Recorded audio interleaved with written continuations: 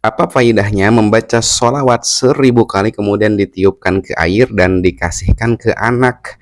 Ya, teman-teman ya, membaca sholawat itu pertama adalah perintah Allah Subhanahu wa Ta'ala. Allah berfirman di dalam Al-Quran, Innallaha wa malaikatahu yusalluna 'alan nabi.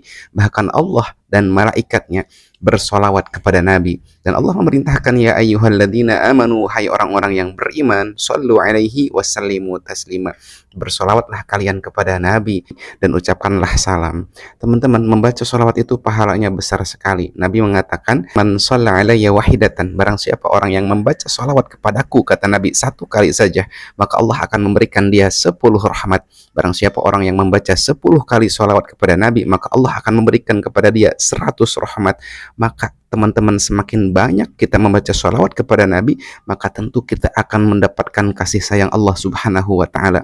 Rahmat itu adalah bentuk kasih sayang dari Allah Subhanahu wa Ta'ala, sehingga orang yang disayangi oleh Allah itu akan dilancarkan segala urusannya, akan diberikan hati yang tenang, dilapangkan rizkinya, dan dimudahkan, diistiqomahkan dalam menjalankan perintah Allah dan Rasulnya. Kemudian kalau pertanyaannya, jika kita tiupkan bacaan sholawat ini kepada air dan kemudian air itu kita minumkan kepada anak kita, itu faedahnya luar biasa juga teman-teman ya. Dan itu dilakukan oleh para ulama-ulama terdahulu, karena Nabi pun pernah melakukannya seperti itu. Nabi pernah membaca surat Al-Mu'awwidzatain, surat Al-Falaq dan surat An-Nas, kemudian Nabi tiupkan ke air dan Nabi minumkan kepada orang yang sakit atau ketika Nabi sakit untuk cara meruqyah.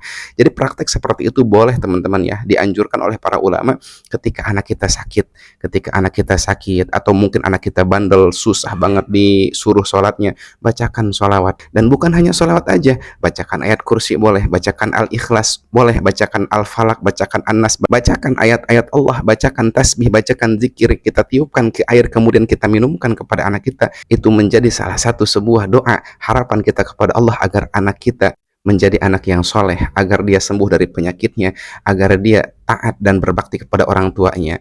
Jadi untuk teman-teman yang mau melakukan praktek seperti itu, boleh bacakan sholawat, bacakan bismillah, bacakan Al-Ikhlas, Al-Falaq, An-Nas, ayat kursi dan lain sebagainya, ditiupkan ke air, kemudian airnya diminumkan ke anak atau ke suami mungkin yang bandel sekali, suaminya malas sholat, diminumkan, dengan harapan kita berdoa kepada Allah agar suami kita mendapatkan hidayah. Tapi teman-teman, yang perlu diperhatikan itu jangan sampai kita meyakini bahwa air tersebut yang bisa menyembuhkan penyakitnya. Tetap kita berkeyakinan bahwa semata-mata Allah Subhanahu wa Ta'ala yang menyembuhkan penyakitnya, Allah Subhanahu wa Ta'ala yang memberikan taufik dan hidayahnya hanya melalui wasilah pelantara air tersebut, dengan cara kita membacakan sholawat kepada air tersebut atau membacakan zikir ayat-ayat Allah Subhanahu wa Ta'ala.